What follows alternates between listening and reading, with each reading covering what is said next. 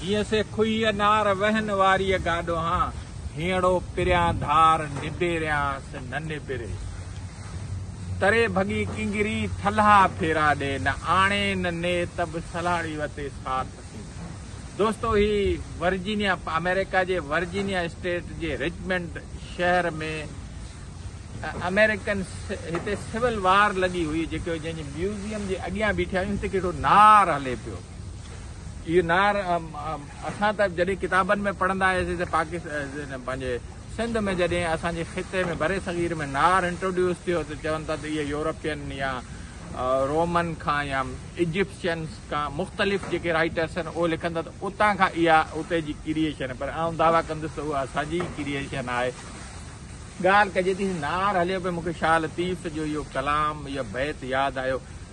हीअ ॾाढी हिते ही जेका सिविल वार हली हिननि उन्हनि जो जेके म्यूज़ियम बि ठाहियो हुयो उन्हनि उहे माण्हू जेके हुते शहीद थिया हुआ हुन सिविल वार में उन्हनि माण्हुनि जूं उते यादगार बि झंडियूं बि लॻायूं उहो ॾिठोसीं। हीअ शयूं जेके हेरिटेज खे हिननि माण्हुनि संभालियो आहे। हालांकि हिन जी का एॾी वॾी पुराणी हिस्ट्री न आहे हिन मुल्क जी पर जेतिरी बि आहे जेके बि इवेंट्स आहिनि जेके बि शयूं थियूं आहिनि त उहे हिननि प्रिज़र्व कयूं आहिनि।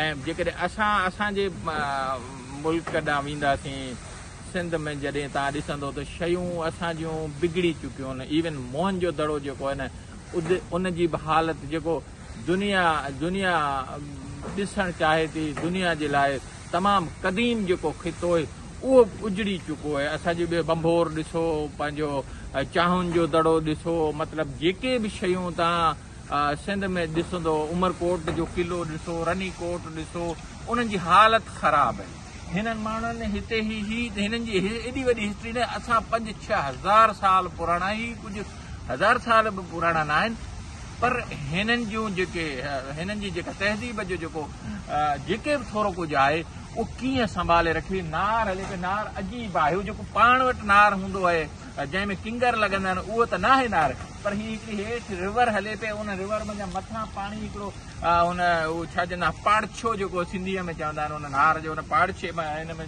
हीअ जेके हिकिड़ा ईअं ब्लेड टाइप फ्रेम लॻल आहिनि उन्हनि किरे पियो त उहो हीअ शयूं हलनि पियूं। ॻाल्हि इहा ॾेखारणी ॻाल्हि इहा करणी ॻाल्हि अमेरिका ऐं सिंध खे कंपेयर करणो हुयो त असां केॾा रिच हुयासीं असां केॾा पुअर आहियूं ऐं हीअ केॾा पुअर हुया हीअ केॾा रिच आहिनि। ॻाल्हि इहा करणी आहे। लतीफ़ मूंखे यादि आहे त मूं चयो त तव्हांखे ॿुधाइजे। ख़ुशि हुजो आबाद हुजो।